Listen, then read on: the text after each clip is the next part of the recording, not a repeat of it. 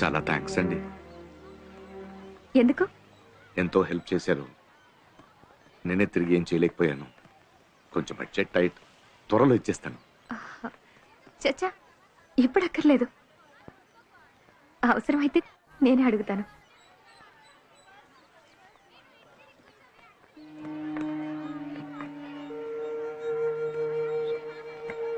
Sorry, మిమ్మల్ని చాలా hurt చేశాను. Very sorry. It's okay. నాకేం కష్టం ఉందో అని స్కాన్ చేసి చూస్తారా ఏంటి? చిన్న వయసులోనే పెళ్ళయింది.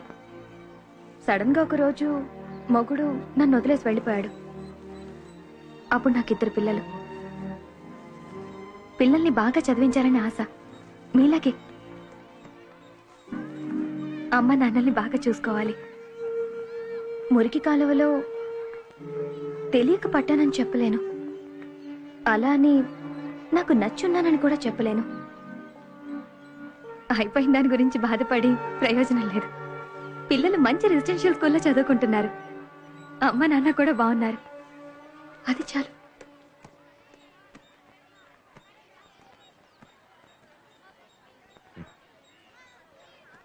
ఒక మనిషిని అర్థం చేసుకోకుండా హర్ట్ చేసేస్తాం కదా.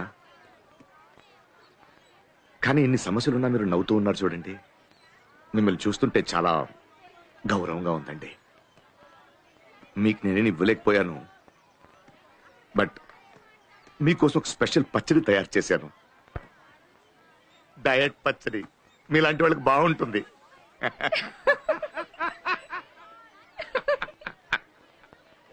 అయ్యో, కావేరీ స్కూల్ నుంచి వచ్చి వెయిట్ చేస్తుంది. వెళ్దాం.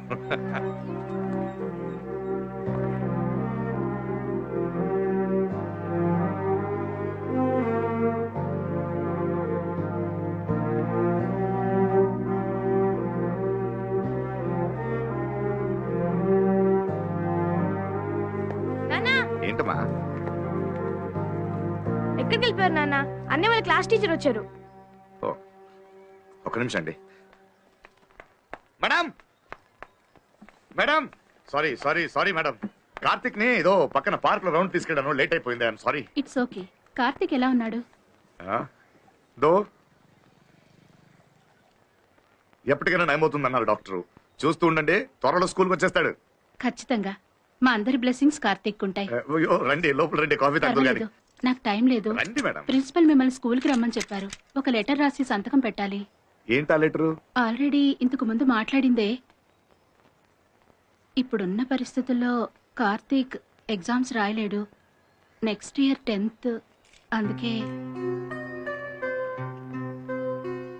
నా కొడుకు ఎగ్జామ్స్ రాయలేడని మీరొక లెటర్ రాసి సైన్ చెయ్యాలి. స్కూల్కి ఏ లీగల్ ప్రాబ్లం రాకూడదు కదా.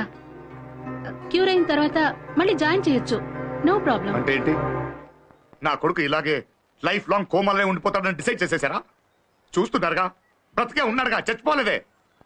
అంటే పిల్లలు ఏమైనా పర్వాలేదు, మీకు 100% రిజల్ట్ కావాలి అంతేగా. అది డైరెక్ట్ చెప్పొచ్చు కదా. అయ్యో సార్, నన్ను అపార్థం చేసుకోకండి. ప్రిన్సిపల్ చెప్పింది మీకు చెప్పాను. ఓకే మేడం, వస్తాను మేడం, వస్తాను. వెళ్ళండి, నేను వస్తున్నాను చెప్పండి. వెళ్ళండి వెళ్ళండి, నేను వస్తాను. వెళ్ళండి.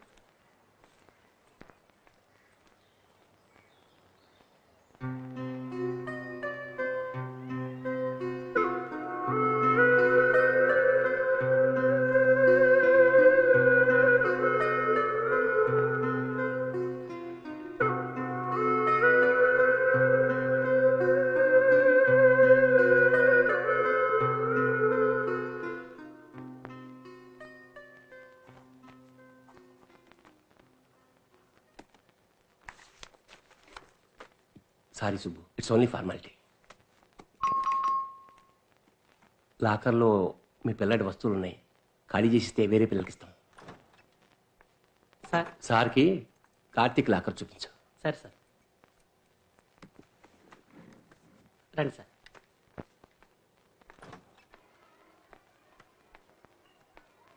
కార్తీక్ చాలా మంచి అబ్బాయి సార్. ఎంత బాగా క్రికెట్ ఆడతారు తెలుసా?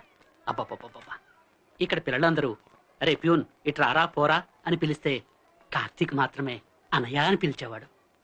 మీ అబ్బాయిని బాగా పెంచారు sir. Now all of you close your books and get ready for the oral test. నేను అడిగిన ప్రశ్నలన్నిటికీ కరెక్ట్గా సమాధానం చెప్పాలి. మొఘల్ సామ్రాజ్యం గురించి ప్రశ్నలు అడుగుతాను. నువ్వు చెప్పు. ఏ సెకండ్లో బాబర్ ఈ టీచర్కి ఎప్పుడు చూసినా పిల్లల్ని మొద్దు పనికిరారు అని తిట్టడమే పని. చదువుకోకపోతే వీళ్ళలాగే ప్యూన్ అవుతామని ఒక రోజు నా ముందే తిట్టింది సార్. ఆ రోజు కార్తీక్ ఏమన్నాడు తెలుసా? నేను ఖచ్చితంగా క్రికెట్ లో సాధిస్తానన్నాడు సార్. సార్ మీరేం బాధపడకండి సార్, కార్తీక్ ఖచ్చితంగా కోలుకుంటాడు, మంచి క్రికెటర్ అని నిరూపిస్తాడు, సాధిస్తాడు వాడు. Locker number 58 sir.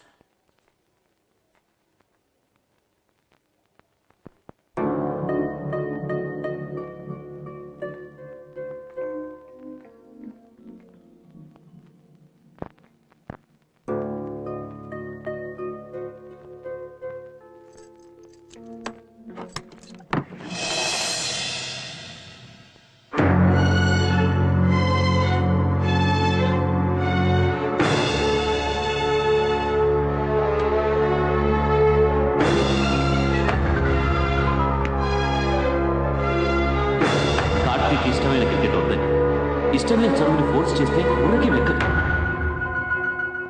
నీ కొడుక్కి క్రికెట్ అంటే ప్రాణం. అతని ప్రతిభను గుర్తించండి. నేను ఎంతో మందికి కోచింగ్ ఇచ్చాను. నేను చెప్తున్నాను sir, he such a super player.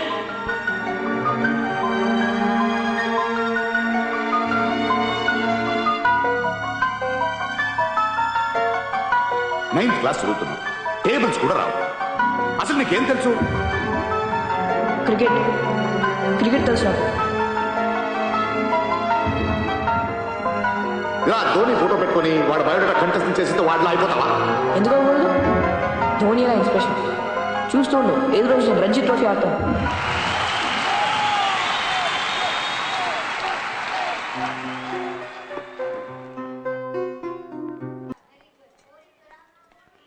అలా చూస్తావేంటి? చదవలేదా? మాట్లాడవే. ఒక్క నెంబర్ గుర్తు పెట్టుకోలేవా? నీ తల మీద పెట్రోల్ పోసి తగలబెట్టినా నీకు హిస్టరీ రాదు. నీ తలపై ఏం పోస్ట్ తగలబెడితే బుద్ధి వస్తుంది? హిస్టరీ అంటే ఎప్పుడు జరిగిందనేదా, ఎందుకు జరిగిందనేదా? స్టూడెంట్ ఒక తేదీ కంటెస్టెంట్ చేసి చెప్పేస్తే తెలిసిపోతుందా? మొత్తం హిస్టరీ వచ్చేస్తుందా వాళ్ళకి? మీరు హిస్టరీ టీచరే కదా. ఇండియా పాకిస్తాన్ విడిపోయిన సంవత్సరం మీకు తెలుసు, డేట్ మీకు తెలుసు. కానీ ఎందుకు విడిపోయింది, ఆ తర్వాత ఏమైంది చెప్పండి చూద్దాం. చెప్పండి మేడం, చెప్పండి. ఇన్ని సంవత్సరాలు వీళ్ళకి చెప్పి చెప్పి మీకు కంటెస్టెంట్ అయి ఉండాలిగా. చెప్పండి ఎందుకు జరిగింది, చెప్పండి చెప్పండి ఎందుకు జరిగింది. అక్కడ చూస్తారండి మేడం, చెప్పండి మేడం. తెలీదుగా, రాదుగా, అయితే బెంచ్ మీద నిలబడండి. బెంచ్ మీద, బెంచ్ మీద నిలబడండి. What is this nonsense? నేను బెంచ్ మీద నిలబడ్డాను. నిలబడాలి.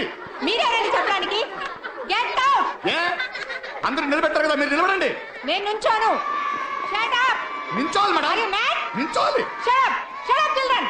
సరే అండి, హిస్టరీ వద్దండి. 70 నుండి 8 ఎంతో చెప్పండి. చదువుంటారుగా, 70 నుండి 8 కంటెస్టెంట్ చేస్తుంటారుగా, చెప్పండి వీళ్ళకి 78 ఎంత. అవన్నీ చెప్పడానికి నేను మ్యాథ్స్ టీచర్ కాదు, సోషల్ టీచర్. ఓహో, మీకు ఒక సబ్జెక్టే తెలుసు. పిల్లలు మాత్రం కెమిస్ట్రీ, బయాలజీ, హిస్టరీ అంటూ అన్ని సబ్జెక్టులు తెలుసుకోవాలి. చదువుకున్నారు కదా, టీచర్ కదా. 70 నుండి 8 ఎంతో చెప్పండి. మీరెవరండి నన్ను ప్రశ్నలు అడగడానికి? నేనెవరా? మీరు పనికి రావడం తీసి పారేశారే వాడిని కన్న తండ్రిని. నేను కష్టపడి సంపాదించే డబ్బే మీకు జీతాలు.